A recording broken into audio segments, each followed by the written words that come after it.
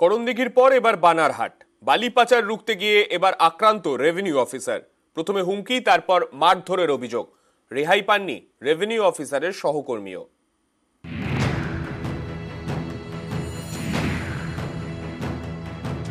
আমাদের ধৈর্য না আমি এতক্ষণ করিনি তো। উনি কথাটা কি বললেন বলতো? আমার লাইভ থাকবে না বললে তো? আমি বললাম যে উনি কথাটা যেটা বলে আরেকবার বলুন না। উনি কেন বলবে? যেদিন ধৈর্য বাঁধ ভেঙে যাবে সেদিন আমার লাইভটা থাকবে না। ওটা কোথায় বলতে লাগে বলবে নি। বাইরে দিবি গাড়ি দিয়ে তোমার গাড়িতে মারবে তো। না না ওরকম বলে ওরকম হবে তো। আর কি হবে?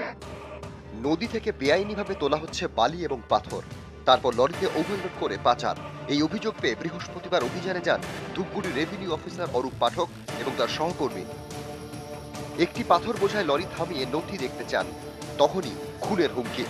শুনেন, আমাদের ধৈর্য আরেকবার বলুন, যেটা বললেন আরেকবার বলুন, যেটা বললেন আরেকবার বলুন। না আমি এতক্ষণ করিনি তো। উনি কথাটা কি বললেন বলতো?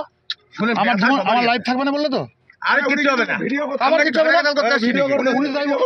আমি বললাম যে উনি কথাটা যেটা বলে আরেকবার বলুন না। উনি কেন বলবে? যেদিন ধৈর্য বাঁধ ভেঙে যাবে সেদিন আমার লাইভটা থাকবে না। ওটা কোথায় বলতে লাগে বলবে নি। বাইরে দিবি গাড়ি দিয়ে তোমার গাড়িতে মারবে তো। না না ওরকম বলে ওরকম হবে তো। আর কি হবে? জলপাইগুড়ির বানারহাটের আংরা ভাষা গা ঘেঁষে বয়ে গিয়েছে আংরা ভাষা নদী। আশপাশে রয়েছে বেশ কয়েকটি পাহাড়ি নদীও।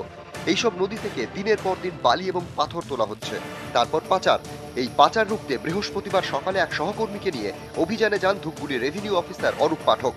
আংরা ভাষা পৌঁছতেই হুমকি। প্রথমে রেভিনিউ অফিসারকে হুমকি, তারপর মারধর করা হয় বলে অভিযোগ। ছাড় পাননি তার সহকর্মীও। এ নিয়ে ধূপগুড়ি থানায় অভিযোগ দায়ের করা হয়েছে। আমার কাছে তারা এসে নানা রকম বাজে বাজে কথা বলতে শুরু করলো, নানা রকম থ্রেট করলো। তখন আমাকে প্রায় বলতে শুরু করলো যে বেশি বাড়াবাড়ি করলে আমাকে প্রাণেও ইয়ে করবো। তখন আমি যখন বললাম যে আরেকবার বলুন, তখন বললো না। এই করতে করতে হঠাৎ করে একজন এসে আমার গায়ে হাত তুলো, দুটো চর মারতে গেলো। আমি একটু সেভ করলাম, চেষ্টা করলাম মারতে না।